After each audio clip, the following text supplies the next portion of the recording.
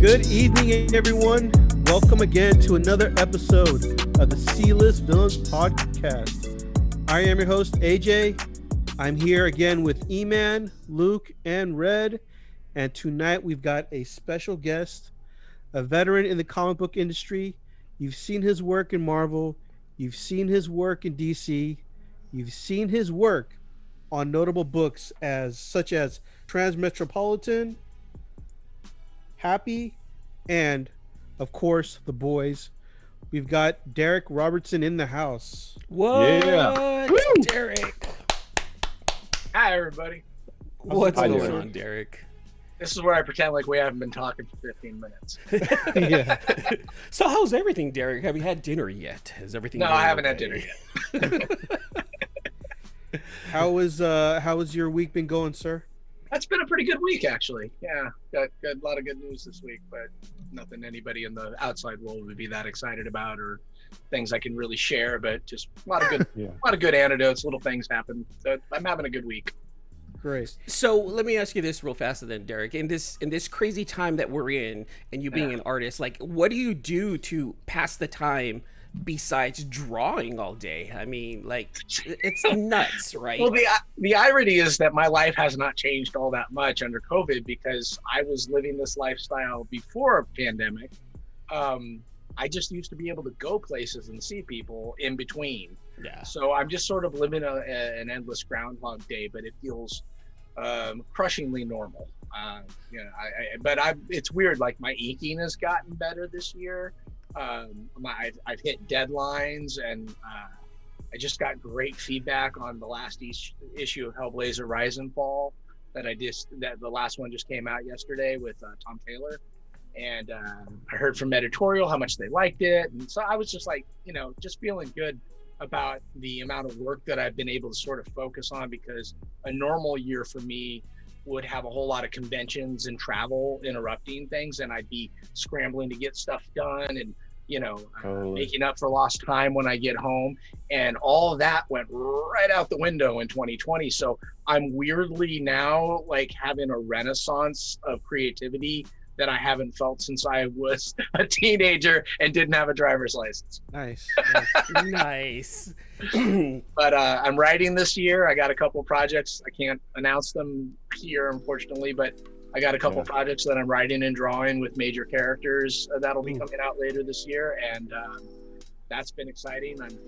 I've written in the past, but I'm starting to write more, and it's been cool. Like I said, my inking is improved, and I don't know. I'm kind of happy that I have work. That's I don't take that for granted. You're right. That's what happened here in 2020. A lot of people just don't, and a lot of us are fortunate enough to be able to work from home and enjoy, make money, and stay stationary while this happens. Well, that's good. I'm glad that you're one of the lucky ones out there, man.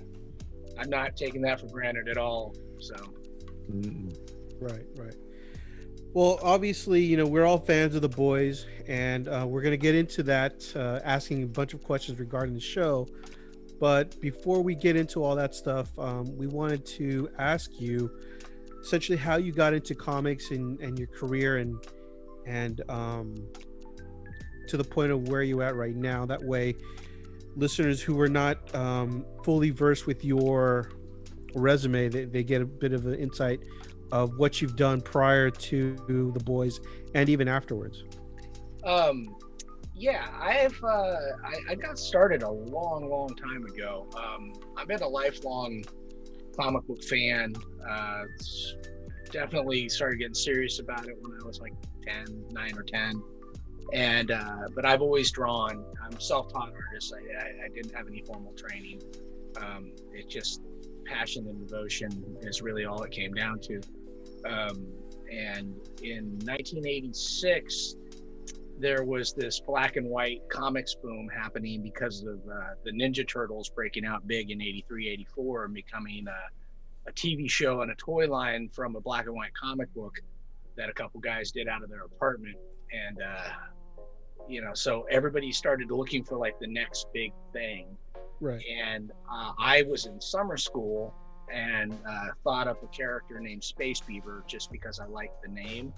And he was a cute, funny animal It was a funny animal book, but if I was really tickled by the idea of cute fuzzy animals, but like really dramatic, and and when they fight, like they blow guts out of their back, heads would explode with brains, and like that just made me giggle. I was a weird kid and I'm a weird adult, but it was a lot of the sensibilities that has gone on to define my work go all the way back to my teen years, and I loved Heavy Metal magazine and stuff like that as much as I loved superheroes. So for me, like those two worlds, barbarian stuff always appealed to me. So typically what boys like at your age at that time, pretty much, right? Yeah, I wasn't that, I liked heavy metal music. I was into that animated film because there were boobs in it. But that's an underrated cartoon if you ask me. But I love that movie. Heavy Metal, yeah. I have an original cell from it on my wall here. Oh, nice. So I'm a big fan of that stuff, and it was heavily influenced, and for a while there, I kind of thought I was gonna try to be a fantasy painter like Boris Vallejo or Frank Frazetta because I had their posters all over my walls, and realized I couldn't draw, and so I kind of got back into learning to draw and never went back to painting. But I have some really embarrassing failed attempts from when I was like 13 or 14. Do you still have them? Tell me you still have them. Yeah, actually, there you go. I found them recently. They surfaced, and I was really happy to take pictures of them because I have these distinct memories of them. But anyway, I ended up doing this comic book Space Beaver. I met a wonderful guy named Michio Okamura who has gone on to be a big deal in video game design. And just a good guy. I was working at a bank doing phone calls for credit card debt, and as a teen after school job, and he was a security guard. But I saw him sketching in his book, and kind of looked over his shoulder, and we started talking because he was really good and still is. But he actually kind of ended up teaching me. I ended up showing him my work, and he really liked my work. And and I was just a kid in high school, but he showed me how to use proper tools for inking and right size paper. And I started, and he was working for a company called Viz, and they were doing a book called Shuriken, and it was a black and white comic, and they were getting into the funny animal market. So they were going to do this book called Komodo and the Dragons. And but he saw my Space Beaver story. I had just done it on typing paper in summer school, just drawing it panel by panel, making it up as I was going. It was literally just something to entertain myself because I was a terrible student because all I wanted to do was draw and make comics. But joke's on them. Joke's on them. I know a lot about history, and I'm still doing comics. But anyway, but I ended up, but he liked the Space Beaver story. I said, I want to show this to my publisher. And so the publisher was like, yeah, well, we'd like to run that as a backup feature. We can't pay him, but if he wants to make the pages, and we'll run it in the back of this Komodo and the Defiance comic. And I was like, I'm going to get published. That was my dream. So all I wanted was just to be published. And so, I'm in high school. Of course I want to be published. So I started working on the pages and learning how to use the tools properly. And in that time, a comic book store owner named Tibor Sardi had a place in my old hometown, and he was checking out the art. He wanted to see the artwork I was doing, and he was really impressed by it. And he said, there's no way this should be a backup feature. We're going to give you your own comic. I'll publish it. And this was, nice. The 80s, everybody and his brother, not a black and white comic. So I was like, okay, I didn't know anything about anything, just happy to be like, just was getting better by the minute, So I wrote and I drew 11 issues of Space Beaver, and the first one came out when I was 17. And I was, starting to go to conventions to promote it. I didn't know what I was doing. I had no idea how this was my first published book, because I had these aspirations that I would go on to work on Spider-Man and Wolverine, and I did, which was awesome. I'm very happy that it worked out. But at that time, I just never saw myself as being a funny animal guy. And also, it was supposed to be a joke, and nobody got the joke. Only I seem to understand why, animals spurting blood and having this heavy pathos and over the top drama was only funny to me, I guess. Everybody else was. I had people that were like, "Oh, this is," they got into it, and other people that were like, "This is shit." And I'm like, "It's supposed to be. It's a talking beaver that explodes blood." Okay, look at it, Darick. This just came up. There it is. This just came up for auction right now. It's on on eBay. Yeah, that's the original print set. We used to do those. That's the one based around. So now Stinger was a much better character than the Space Beaver was, but I didn't think of him till around issue 4. But he was a porcupine with an eye patch and a crossbow, and he would like slash people with his quills on the back of his arm. And like, now if I had done a book called Stinger and just made him the main guy, it might have done some business. But no, I didn't even know that beaver was a euphemism for a vagina at the time. I was a kid. Well, hold on. Look, there's still time, right? I mean, you can look. You're still alive. You can still write and draw Stinger. It's very possible. Because that's what people are begging for. Well, why Darick, not? please go back and do a story about your porcupine character, please. You want Stinger? I'm telling you, there's probably a market. Well, there's a market for everything here's the out thing. there. I think, I think never have to worry about selling one copy. As long as like it doesn't have to sell anything, I'll do it. But I'll do it. Well, I want to do it just for the joy of it, And if it sells 10 copies, great. If it sells 100,000 copies, great. I don't have to worry about it.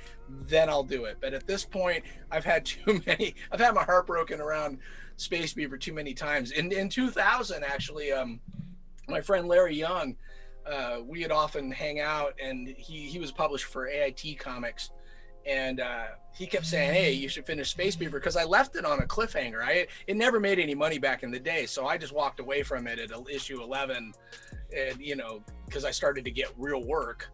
And but I have people coming up to me at conventions, and they'd say, "Hey, are you ever going to finish Space Beaver?" And I'd be like, "What's wrong with you?" And they go, "No, I really like it. I want to know how it ends." No, and I really, sometimes what's wrong with tell you? them the story verbally. I'm like, "Here's how it ends," and they go, "But I want to see that." And so my friend Larry he was like, "No, just let's do the last chapter." I go, "Only if you collect the whole thing. I'll do the last chapter. Number 12, I'll finish it off, and we'll put it out as an omnibus, because it's just a curiosity piece at this point. Right. Nobody really wants to read this. And so, I mean, I didn't know what I was doing. I was making the story up as I went. I guess that's kind of how all stories are made. But I mean, I had no editorial oversight. I was just a kid making comics and doing the best I could. And but at the same time, but in 2000, I had kind of accomplished a little bit more. Written a couple Spider-Man stories that got published, and some New Warrior stories that got published, and so I was feeling a little bit more confident in 2000 than I did in 86. But the publisher said, "Yeah, Larry, he called my bluff, and he said, I'll publish it if you want to finish it off." So I did. I went back and I did the final chapter for Space Beaver Volume 2, which is, both of them are really hard to find and remarkably expensive, which I don't understand that either, because we couldn't sell them in the day. But it's funny when you're looking at it now, because the old publisher brought in an inker I didn't really want, and just to try to get another issue out of Space Beaver, and "Oh no, this guy's really good," and it just didn't mesh. And then so you're reading through Space Beaver, and you get to number 11, and then it ends, and then you get to number 12, and like 12 years of professional experience are all there, and it suddenly it's a big leap in quality all of a sudden. And but that was fun. When professionalism ruins the art, geez, who'd have thunk that, man? Yeah, well, but Space Beaver looked a lot cooler when I was drawing him then. No rules. That's why there was no rules back then. No, there never was. I mean, one of the things that I do love and I'm happy about is that I do own those characters and that story and everything. It's like still 100% mine. So if I ever do go back and revisit it, I have this dream of maybe doing a Kickstarter or something like that, where I get a budget and I want to hire like my professional writer friends, to just do 10-page scripts of Space Beaver, having never looked at it. If they've never read it, perfect. Just, I'll show them the characters. You write me a 10-page story about what you think these guys do, and I'll draw it. And I just want to do that as a collection where, like you get a Tom Taylor Space Beaver story, or a Rama. And I'm not committing you guys to this at all. Tom Taylor.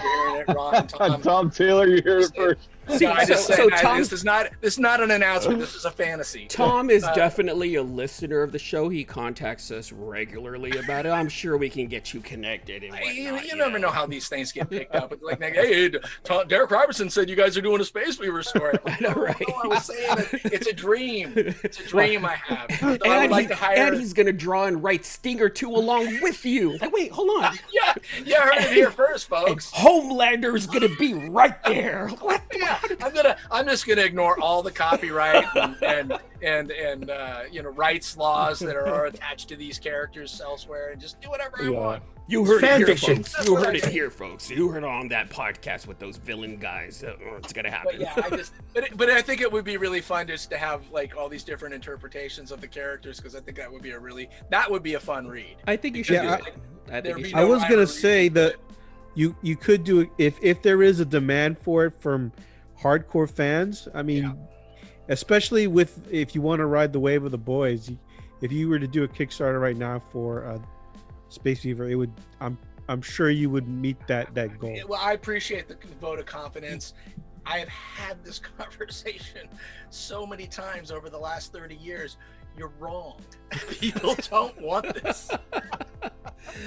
Don't worry about. They might want another thing with the boys, but they don't want Space Beaver. Don't worry about what those other people want. It's what Darick wants. Yeah, Right, Darick and wants... if I never have to worry about making a profit on it, Exactly. I go back and do it in a hot minute. There you go. Now, That's why I question created answered. it, because I got to get back to the place where I was when I created it. In that, I was living with my parents. A 17-year-old angst in angst you? rent, or if I was going to eat that night, I was living with my parents. My folks were feeding me and roofing me, and now I have my own children. I don't want them to go hungry because I really like Space Beaver. Daddy, please feed us. No, I have to get this issue Stinger out. You don't understand what's happening in this panel, child. This needs to go through tonight. If it involves a talking porcupine, it can't be important. So I guess with Space Beaver, then from there, it just your career just kept going and going. Well, and rising. I struggled a lot during the Space Beaver years. Don't let me sound like like I told you, I was like working as a bill collector at Citibank, and and I didn't even have a credit card myself, but I was calling people up and telling them to pay their credit card bills, and working at Pizza Hut, and like just any crappy job I could get. But I would dream of the day that like all I had to do was draw. And so to this day, whenever I get to come down and just draw, I'm like, God, I did it. It still feels good. Right. But that I get to do the thing that I thought I wasn't, I dreamed about doing when I was a teenager. But it took me about 5 years at least of going to conventions, and it was a very different world. We're talking about the world of like the late 80s, early 90s in comics, when, there was no internet, there was no cell phones, like people had to go to payphones to talk to people. I had to FedEx pages in, and I would go to conventions to meet editors from Marvel and DC, and then I'd show them my work, and they would trash my stuff. And what am I hearing? Red, is dog. that Hero? No. But I was like, wait, is your backdrop The Office? Yes. That's so cool. I just realized I was looking at Stanley over here. Like, where are you? He stopped But, mid-thought to ask that question. He got Dunder questioned Mifflin. by Darick Robertson. That's pretty cool. So anyway, it was a very different world then. So breaking in was a very different experience, and it's not that easy anymore. Not that it was easy then, but it was more personal. So you could go and, I'd get work from smaller publishers, and whatever got published, I would bring that with me to, the editors would just sit at a table like that. They don't even do that now, like where you could just walk up and talk to them, because there was like 2,000 people at an entire, that was considered a big Comic-Con if you had like 2,000 people. So, it was very personal, and I met all kinds of people that were breaking in at the same time as I was. And I remember one of my very first conventions, I met Jim Lee, and he was working on Alpha Flight. And I was a big fan of the book at the time. I was reading Alpha Flight, and I just thought his work kicked ass. I mean, and he wasn't even nearly where he was by the time, he got to X-Men. But I could see his potential, and compared to like a lot of the guys at Marvel at the time. And I went up and I was like, man, you should be drawing X-Men. And man, was I right. So, but this was forever ago, but I'd meet these guys and I'd put my work in front of them and say, hey, what do you think? And I wouldn't take it super personally if they had negative feedback for me. Some people were nicer than others. Some people would kind of get off on making you feel like shit, and other guys would be encouraging. Like Frank Sirocco, who did a book called Alien Legion back then, like he was super encouraging and actually sent my work into Marvel when he saw like some of the Marvel stuff that I had drawn back then, and that was really helpful. But you meet editors and you keep a relationship, and sometimes. But if they saw that you were doing comics, if you had finished comics, they knew that you could like, hey, put a comic book together. You can meet a deadline, not just drawing pinups. And so I climbed the ladder at some smaller companies. There was a company called Innovation at the time, and I did the adaptation of Child's Play 2 wow. with Chucky. And that was fun. I met Don Mancini, the creator of Chucky, and he was really nice. And I ended up doing that comic, and it was my first color comic. And from that, I got a job on Justice League Europe. And when I showed my Justice League Europe stuff to Bob Harris, he gave me an audition on Wolverine, and I got it. And that was my first Marvel comic. And at that point, I kept getting mainstream work. So, nice. But it was and then I could move out from my parents' house and got my own apartment, and life took off. It looks like you took over New Warriors after Bagley left. I think Bagley went to go on to Amazing Spider-Man because McFarlane just started Image, correct? Yep. Yeah, it's absolutely correct. Yeah, but what's funny is that I was while I was doing New Warriors and Bagley was on Amazing, they kept offering me Amazing because Bagley was getting ready to move on. But it was such a tumultuous time at Marvel because of the bankruptcy and the bottom falling out of the industry, that it was the editor that would offer me the job would move on or get fired or laid off or whatever, and the next person would come in and the cycle would start over again. I'd do another series. They go, wow, we really like your Spider-Man. Do you want to take over on Amazing when Bagley's done? And I was like, yes. And it never happened. I did a lot of Spider-Man projects. I did one issue of Amazing, but and of course he was Scarlet Spider in it. So, but that was that time at Marvel is actually why there's a Transmetropolitan, because I got so tired of chasing that dragon that I just knew that I had done some really fun work at Malibu Comics, Ultraverse with Warren Ellis is where I met him and worked with him for the first time, thanks to Hank Canals, who was an editor there at the time. And he ended up, but I ended up telling him like, hey, if there's ever a chance to do a monthly book together, I'd be all over that. So when the Helix line was getting going and Warren had submitted this idea for Transmetropolitan and it had been accepted, he called me and wanted to know if I'd want to work on it. And I also got an offer to finally get a monthly Spider-Man book for Spider-Man Team Up, which would have been Spider-Man and a different Marvel villain or Marvel character every issue. And I was like, oh man, I'd like that book now.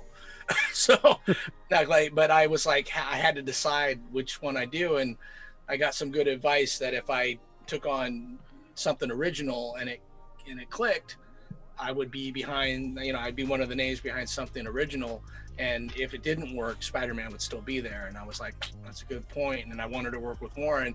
And so I made the right choice. And then when that was probably the best decision you ever made. Absolutely. It's like one of those like Back to the Future moments that I chose the other one, like what would my life be? But I went back, and that book, like Spider-Man Team Up, got canceled 8 issues in. So, but I went back, but as it was, it's like the decision to do that was the right one. So, but when I told Warren I wanted to do it monthly, he's like, well, then I'll make you co-creator. And we started building Transmetropolitan from the ground up from that point. And it was really a good decision. Right. Did you have any input on writing with any New Warrior stories? Yeah, well, I mean, Fabian and I, we're still really great friends. and I absolutely loved working with him. So if I had ideas and stuff, I mean, he was open to them, but I mean, he was a powerhouse at that time. Like, he was writing like 8 books. I mean, and editing. I don't even know how he did it. He told me he used to just write them on the train home to Jersey, but he was, but I wrote some New Warriors stories, but mostly he knew what he was doing. If I had ideas, I was always free to share them. He was never one to tell me no. And I brought a lot of my own drama and changing up panels and stuff. I do that with any comic I work on. I kind of bring my own interpretation to the story, but I always like to drill down on what the writer's trying to get at, which is why I think I've had a lot of successful collaborations. Just to let you know, Red's favorite team is the New Warriors. So, so that's my first introduction to your work. Deep down inside, he's screaming. That was a great book to break in on. Oh yeah, it was. Monthly, because I had such a good team around me. The editorial team was awesome and supportive, and like I said, Fabi and I are still friends to this day. He even wrote that first issue of Wolverine I drew. Nice. Oh, nice. You also created like a new character. I'm looking at your Wikipedia. I'm just cheating here. Kid Deadpool. Yeah, he's the co-creator of Deadpool. Oh, no, you are. Who, me?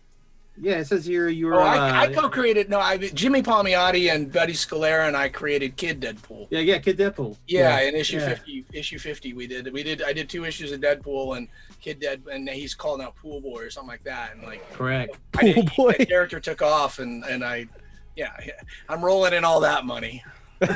Yeah. You never know. You never know. Exactly. They got toys and everything. Bring that. They just send me checks. Him. They just send me checks all the time. Watch, I bet you Ryan Reynolds, who's also a regular listener of this show, he probably has that, in the bag for Deadpool 3. Celebrities listening to this show. I know, we do. You know, Life is holding your money.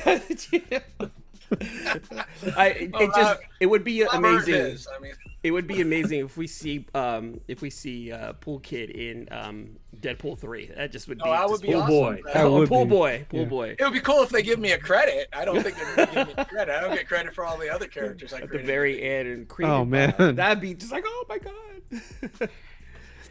So, speaking of creating, obviously, the biggest, I guess, well-known creation that you've been known for recently is obviously The Boys. The Boys, I've heard of that. Yeah, I think it's got a little bit of a following. Project from a few years ago. It's got people a bit of a see following. this, right? There's some form of entertainment on the television. But one of them's a girl. What's with that?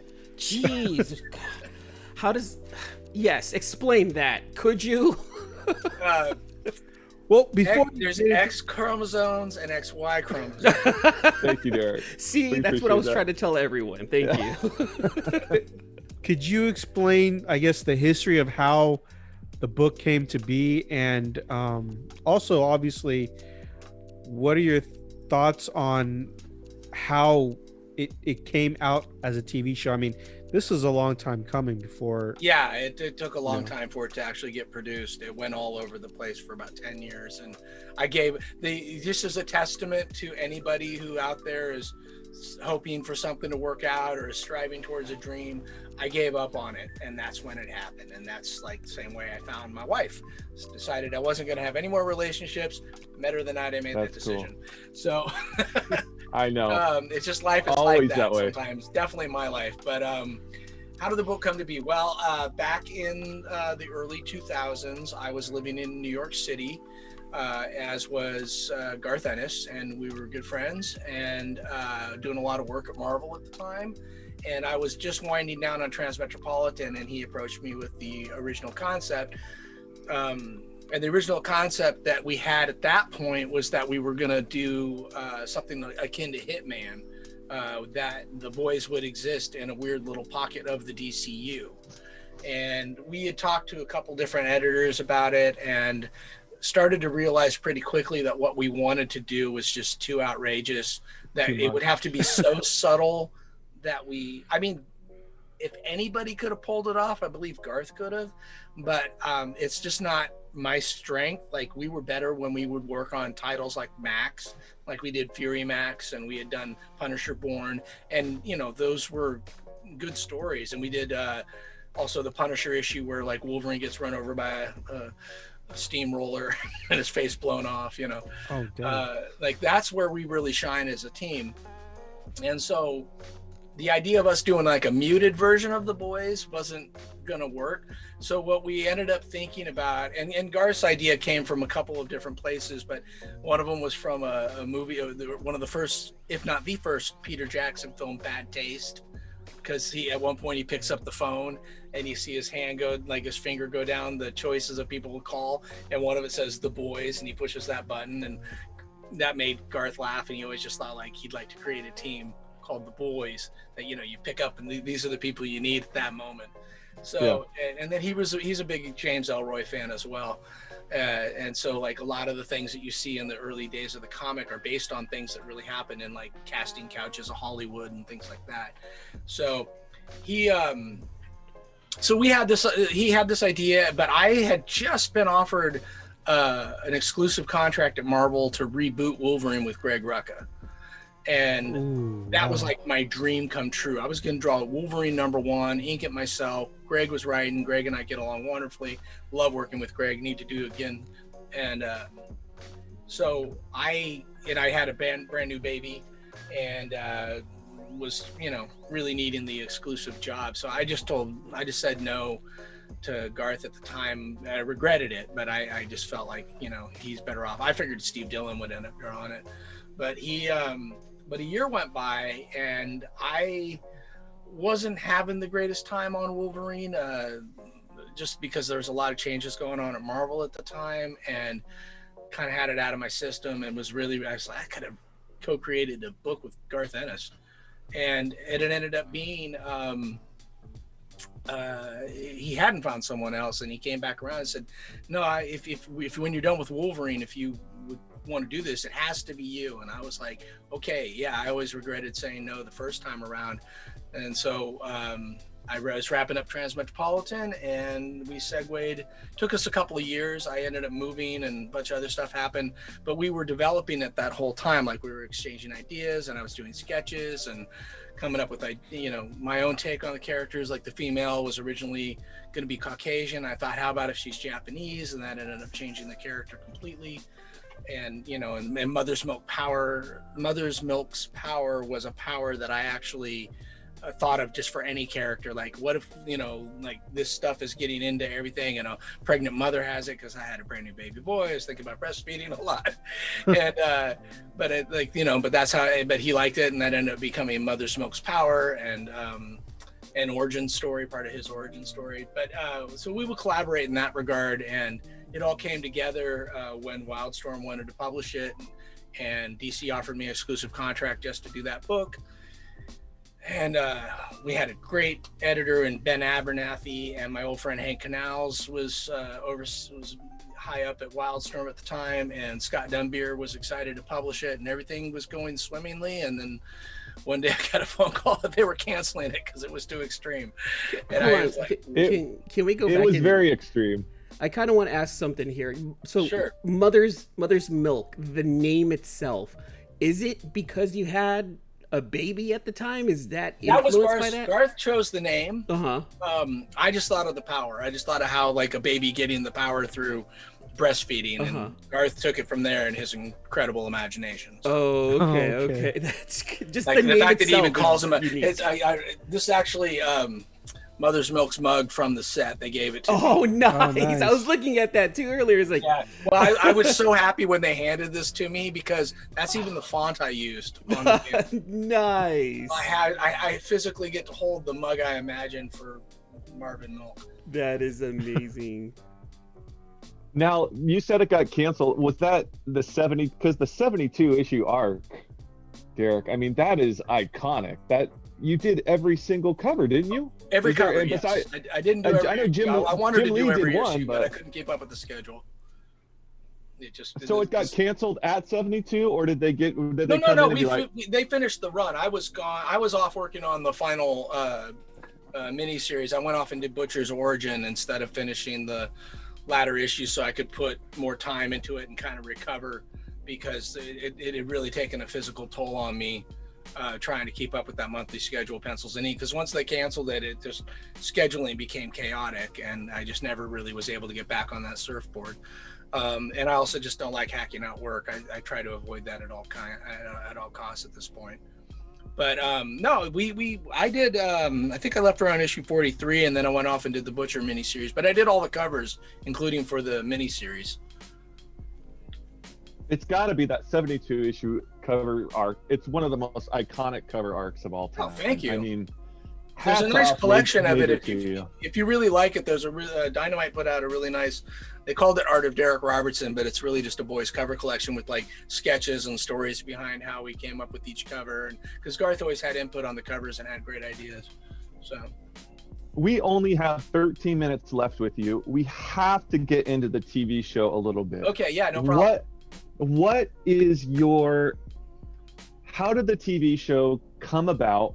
Did you get a phone call, and how involved are you in the production of it?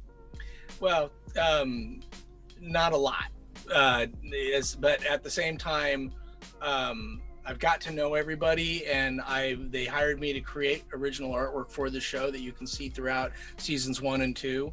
The very first image you see when the very first episode begins is a cover of the Seven that kind of disappears into a thing that becomes Vought, and then an image of the Seven and becomes the Vought logo. Yeah. As kind of parody. But that very first image you see, they hired me to draw that. So that's that just blows my mind every time I've seen it, that the very first image you see of the show is my cover. But I did when they're walking through Vought Tower, a lot of the artwork in the background, it's like comic book art. That's all original covers I did for them that they hired me to do. Same in season 2, there's like a Soldier Boy statue that they made. They hired me to do a cover, and then they made a statue of that image of him running and pointing, and it's like it's pretty cool. They've integrated and when it started, I kind of got ahead of myself. So that's how I'm involved. I've also been to set a couple of times, and they all treated me just very warmly and welcoming, and I've got to know the cast, and I'm friends with Jack Quaid now, like he's just good people. And he does a fantastic job as Huey. He's wonderful. And he was the one that looked like when I first saw him, I was like, wait, he's too tall. He doesn't look like Simon Pegg. And then but when I saw the episode and then got to know him, I'm like, oh, he's great. He totally, and that's the thing. It's like the book doesn't the show doesn't have to be the comic. It just has to have the right stuff, and it does. Feeling of that character. I'm really proud of the show, because the show has a different job than the comic did, and you don't experience a TV show the same way you experience a comic book. So had they been too literal to the comic, I think it might have been a tougher road. And everything that they changed or tweaked or whatever, they had a reason. But both Seth Rogen and both Eric Kripke made it abundantly clear how much they love the comic, and I really think that comes through. And and the first time I got to know Jack, he was holding up a whole stack of the comics at my friend Ryan Leibowitz's store, Golden Apple on Melrose. Yeah. He was holding up, he'd gone in there, and Ryan found everything for him, and he goes, hey, I'm buddies with Darick. Can I take a picture of you? And that's how we met. So before he even started shooting. But it was a long road. We after we got canceled at DC, and they were great about it. They gave us our rights back. It was just more like a misunderstanding, and we had to go our separate ways. They weren't mean about it or vindictive about it. It was just a business decision. And totally. But by doing so, they kept me under exclusive, so I didn't lose my job, because they decided the book wasn't working there. And we found a publisher immediately. We had a lot of offers, and we went with Dynamite. And I was allowed to continue working on the boys and my DC contracts simultaneously, which was great, because I had a kid and 2 kids and a mortgage at that point, and thought my 5 years were planned out. Yeah. And oh, surprise, your hit book is canceled, because that happens. I grew up in this world where I was told, if I did something good and it succeeded, then people pat you on the back and give you more things. In my life, it's always been the opposite, where it's like, hey, your success, it's too much for us. And then 10 years later, TV show. Like, yeah. So it Transmetropolitan's kind of enjoying the same weird arc. It's like, it's more popular now. And we were on the verge of cancellation the entire time we were doing that book back in the 90s, because it was just barely selling and it was always late, and like I barely get it out on time because it just was the way the book worked. But that energy kind of made it what it was. But with with the boys, like they as soon as we got canceled, it got all this press, and then we got optioned in 2008, and we thought from there it was going to be this movie franchise. And for a while, like Adam McKay was attached to it, and before he started winning Oscars, he was gonna, and he was super cool and was doing great stuff with it. But 2008 is also the year that the first Iron Man movie came out and the first Marvel Studios movie came out. So people were just starting to open their minds to what a superhero thing could be. And, and they saw the money, obviously. Well, I don't even know if it was so much, I mean, I'm sure that was part of it, but I just don't think people were ready for a superhero story like The Boys, Gotcha. where the superheroes are the bad guys, even though they look like the good guys. And so I think it terrified a lot. I think a lot of studios just didn't know how to pull a trigger on that kind of a thing. And it really wasn't until, Eric Kripke decided that he really wanted to do this and did a lot of things and choices and talk to people to make that happen and get it back over to Sony Television and become the show that it is. But one of the coolest things is, like, the first thing he did when I met him in San Diego before he even started writing is he had already sat down and talked to Garth, and he sat down and talked to me, and he asked me, like, well, how do you see this show? What do you want? And I was just like, I can't even believe I'm being asked, that's so great. And so I said, well, needs to be funny, and we really wanted him to put the scene in with Huey holding Robin's hands, like the arms. I actually rewatched that episode earlier today. I'm like, oh my god, I completely forgot about the arms and how it wiggled like it was real. It was really so creepy. Visceral. Yeah. But that's the moment you connect with Huey, and I felt very adamant that if you don't show that, then the fans won't. If you show that, the fans are going to go, you get it, you got it, that's awesome. Even though they did their own thing with it, they got the beat right and they got the moment right. But it's incredible, because I love to show that exact scene as a comparison to like what we did in the comic and how it worked in the comic and what they did on the show and how it works as a show. Because if I drew it the way it was in the show, that would be like 4 12-panel pages. It would be, yeah. Because I'd have to do panel by panel of like a little bit of blood hitting, like Watchmen style, like a little bit of blood hitting, a little bit more hitting, and then the pullback and the reveal and him screaming, But as it was in the comic and the way Garth wrote it and the way I drew it, it's like that was actually the first thing I ever drew for the Boys comic. When it came time to actually draw the comic, I drew that page and that panel first, because it hit me so hard in the script that I was like, I had to get it the way I was seeing it. And so, but that moment is so strong, but it hits you really quick. It's like you don't really know what's happening until the reveal. And the difference with a comic and a show, it's like in the show, like Jack has this amazing moment screaming Robin's name, and then they cut and then it moves on. But in the comic, like, you can just stay and look at that for as long as you want to. You can take in the background details of the carnival I drew, and and then you can decide when you're going to turn the page and move on. It's very different with the director decides what you see next and when, and in a comic you get to decide. Right. Well, the comparison between the show and the comic, I lost my train of thought there. I'm sorry. That's all right. I do that all the time. Did you have dinner, AJ? I didn't know. The only thing I hate about that scene, Darick, is the actress who played Robin. I connected with her.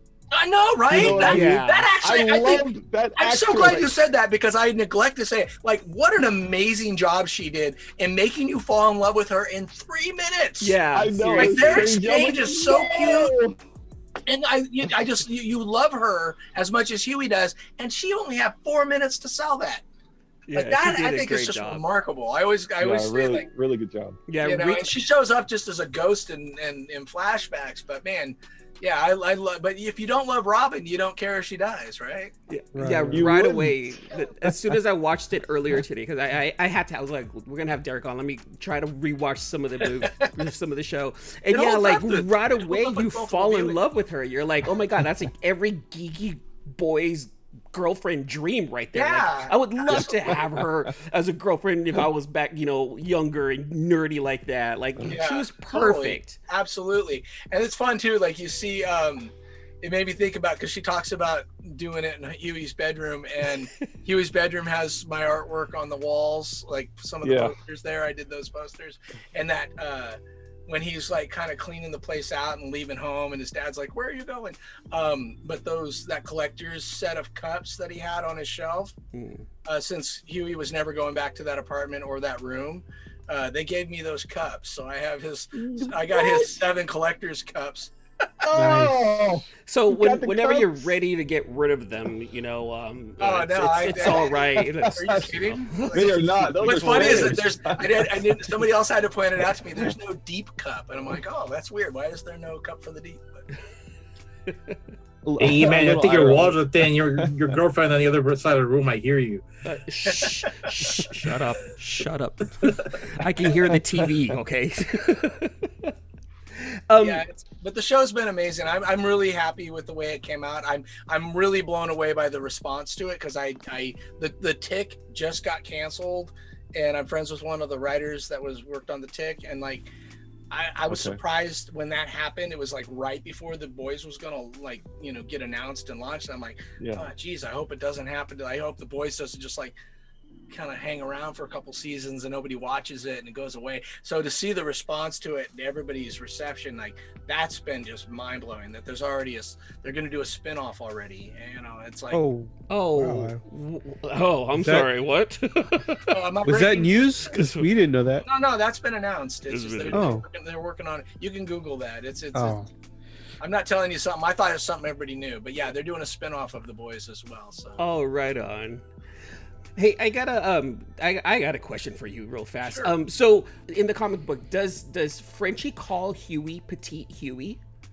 Is that okay? Yeah. Now, in the show, Tomer Capone, the way he pronounces it, and it's something that my girlfriend and I constantly giggle at, but when he calls him Petite Huey, it literally sounds like Patooey, and it makes me laugh so hard. Was that planned, or is that just part of the accent? I can't say anything to like what's being worked on in the show. That's a homage to the comic, because they actually will tell me, and even in the screenplays that I get to read, there's little things where they go, okay, and then I read a scene for season 2, but they're like, okay, and in this scene we have we have Frenchie, and he's got his goggles on, so he's more like the character how he appears in the comics. And I'm like, oh, look at them paying attention.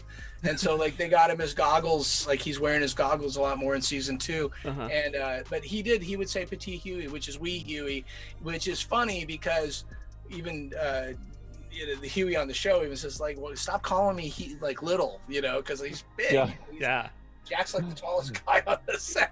I was gonna say, because he's tall and lanky, like he's calling him small. He's taller and than then Frenchie himself is small. When I first saw that, I was like, wait a second, that's not right.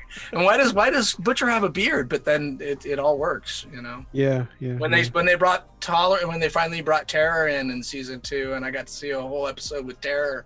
They went for a walk, and at that point, like that's probably the most emotional I got watching the show, is just seeing and like Terror and Butcher having a walk, because they're walking away from the camera, and it's like an angle I threw a cover at, and I'm like, oh man, that is like right out of my brain. And it just, I don't know, it just hit me hard, like, because 2020 was supposed to be a year where we were gonna go and see each other all again at San Diego, now that the show's a hit, and that all got canceled.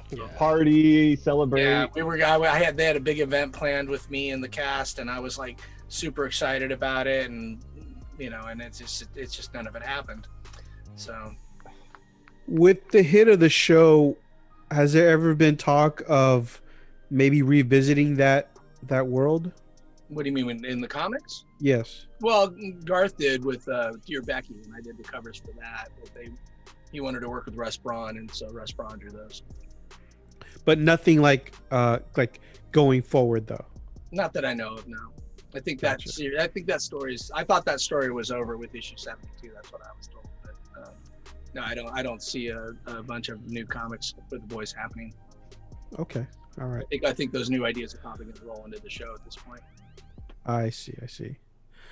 Well, there's a lot to adapt. I mean, that was a huge story. Yeah. I know your time is limited, sir. It is 8:31. Do you need to get going now, or? Yeah, I mean, if you guys have more questions, I can finish answering questions before I go. I'm not on a. No, we really appreciate you hanging out with us, Darick. I mean, I said, I'm not on a strict timeline. I just. We didn't even get to ask about Carl Urban. We have got to maybe before the launch of the next season. Would you want to come back on and yeah, I'd be happy to come back on. What do you want to know about Carl? It just what does he smell like? I want to know what's his aftershave smell like. He's a panther poured into a Hawaiian shirt. He is every man. Kissed my wife's hand, and she's never stopped talking about it. I still have questions about some of the other things that you've talked about online. Like you used to you created your own action figures. You mentioned I saw that. I wanted to talk a little bit about that. And then you want to see my butcher? Yeah. Let me see. Oh yes. He's right here. This is my custom butcher action figure based on the comic. Oh, nice. Dude, that is cool. Oh, that's actually dope. That's super. So wait, you like you made that? This. Yeah, I painted the head and I customized the hair, and I found the clothes and. See, that's a one of one right there. Like the straight up collector's item. Like no one has that. No, just me. I made it. Nice. Have they started making like figures or statues? There's a Homelander that Metacom is making, and it's fucking sweet. Really? Yeah, they got a 1/6 scale and a 1/12 scale in the works. Here's a Spider Jerusalem I made. Oh, nice. That's great. That looks great. Thank you. Have you ever thought about getting into that? I did for a little while but I didn't do it under my own name. I did it under a pseudonym because I didn't want anybody buying my stuff because it was me. I wanted them to buy it because they liked the figures. Because it was cool. I mostly was making Star Wars customs before Hot Toys and Sideshow got in on it and ate my lunch. But for a little while there was only Hasbro or customs on eBay. Here's my custom Indiana Jones, if you want to see that. These are so cool. Like, I know. What are the Star Wars customs? That is freaking me out hearing you say that. I went through a great deal of trouble to make sure all of his wounds were screen accurate. Oh my wow. goodness. That's insane. And you can take his hat off. Oh, what? Those look great there, Darick. Wow. Thanks, man. Thanks. It's just like that. That was my fun passion for a little while, but I actually fell back in love with drawing comics, and that's what I do now. So I don't have much time for making figures. I want to, but I don't have much time for it. Before you do go, could you plug all your socials, and if there's fans out there who want to get maybe commissions, is your commission list open right now? I don't take them on very much. Believe me, if you see them advertised and you really want one, jump, because they'll go fast and probably not be offered again for a while. My thing is, like, I used to do them at conventions, and then I could do them on kind of at the show, because that was the time I had delegated for it. But since I'm not doing conventions right now, my dance cards kind of always full. But right.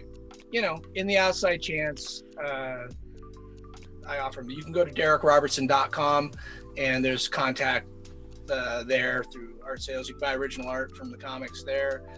We sell it ourselves. There's no middleman, so there's like layaway deal. You can put stuff on layaway. You deal with. Oh, that's awesome. She's a lot nicer than me, so and more organized. So, but it's a family business, and that's cool. Yeah, I just when it's it's what we're putting away for our kids. And you can so that's DarickRobertson.com.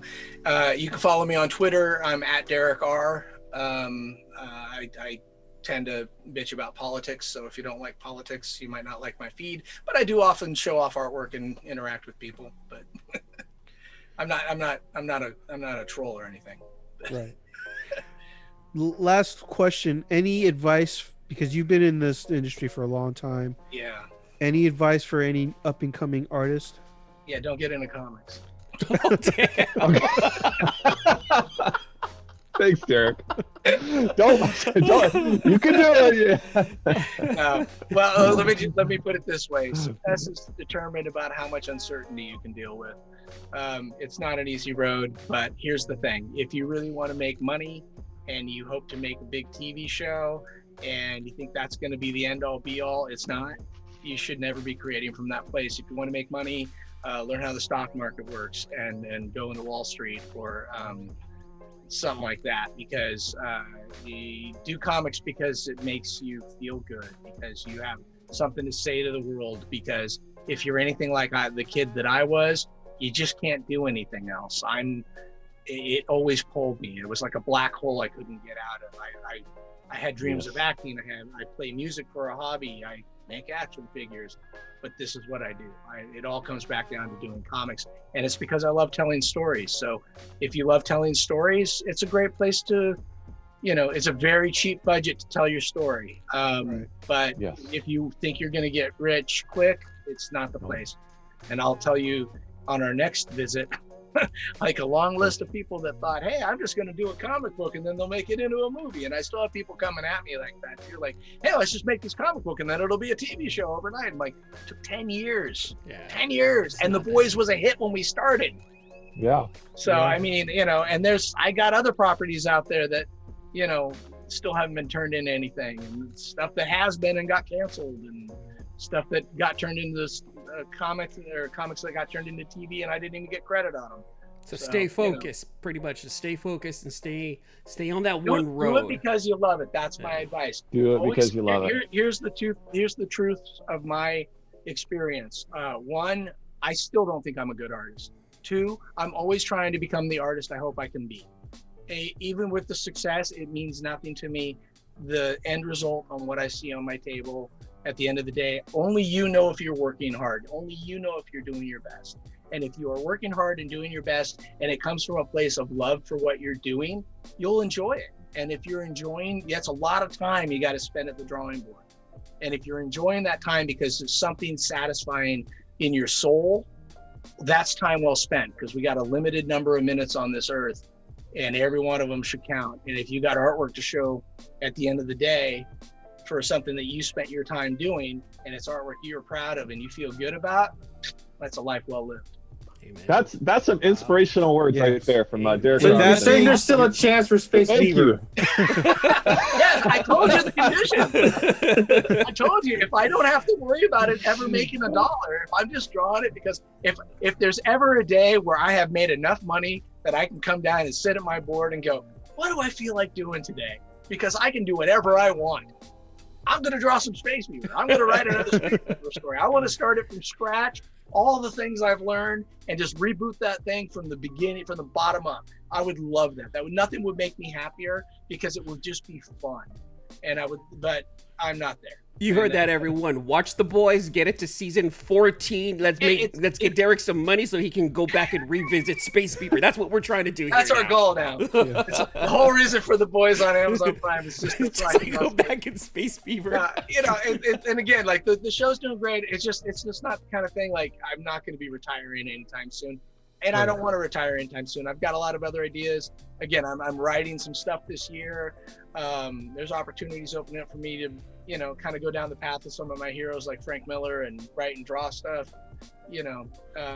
That's sort of the dream right now. So that's where I started. And if I could come full circle and write and draw Space Fever and not have to worry about making any money on it, because bills are paid, even if I'm drawing Space Fever, and if, you guys buy it, that's 4 copies sold, Yeah. No. Remember, we're collectors. We're going to be getting at least 2 to 3 copies each. Yeah, one to read and one to never touch. All right, so 8 copies sold. That's at least $30. That's 12 to 16. So maybe $6 profit. Hey, that's good for an In-N-Out burger. Okay, that's right. I can Plus variants. Don't forget variants. Drink, I'm good. Now you're making me hungry again. Now I'm thinking about In-N-Out. Anyway, hey, it's been really great talking to you guys. Thank you for having me on your show. I'll definitely come back on it. Please do, Darick. appreciate It was you, awesome sir. having Thank you you, on the show. Thank Have a you. good one, my You friend. guys were real patient getting me on this thing. So thank you for your persistence. And again, it was a lot of fun. I'd be happy to talk to you guys. And hopefully there's some world post-COVID where we all get to say hi at a convention. And you know. Yes. It'll look, happen. It'll happen. We live in the same area. I'll probably be up there for some wine and cheese as soon as COVID is over, Darick. I'm going to let you know, okay? All right, sir. Darick. Hey, have Thank a good you, one sir. now. Thank you. Hey, great talking to you guys. Have a Great talking to you. Thanks again for listening to another episode of the Sealess Villains podcast, your cultivators of the comic culture. Make sure you follow us on Facebook and email us at sealessvillains@gmail.com. You can also leave us a voicemail or text us at 209-975-7597. Be sure to join Luke Week's Facebook group, Rare Keys and First Appearance Comics. And you can follow us on our 2 Instagram accounts, Sealess Villains and Sealess Villains Podcast. Lastly, follow the villains on their separate IG accounts, at Luke Weeks, at C-List Villainous Red, at C-List E-Man, and I am at AJ the Comic Collector. Thanks for listening, and we'll see you all next episode.